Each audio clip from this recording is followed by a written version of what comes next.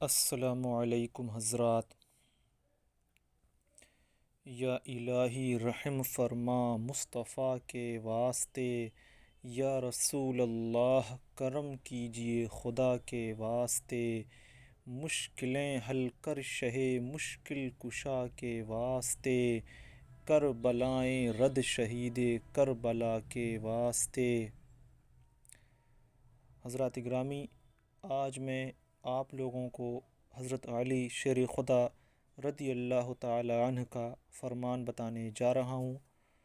تو حضرات گرامی، حضرت علی شیر خدا رضی اللہ تعالی عنہ فرماتے ہیں کہ خود بھی نیک کام کرو اور لوگوں کو بھی نیک کام بتلاؤ، خود بھی برے کام سے باز رہو اور لوگوں کو بھی ان سے منع کرو۔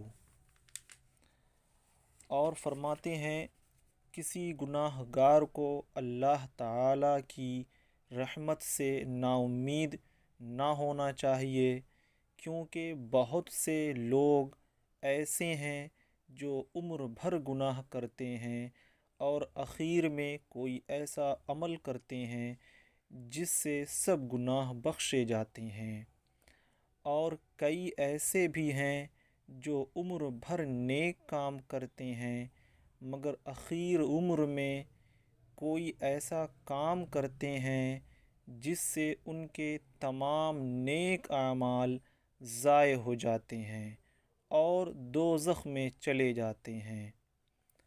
تو حضرات گرامی، یہ تھا حضور شیر خدا رضی اللہ تعالی عنہ کا فرمان۔ اللہ تعالی تمام مسلمانوں کو مسلک اعلیٰ حضرت پر قائم و دائم فرمائے۔ السلام علیکم۔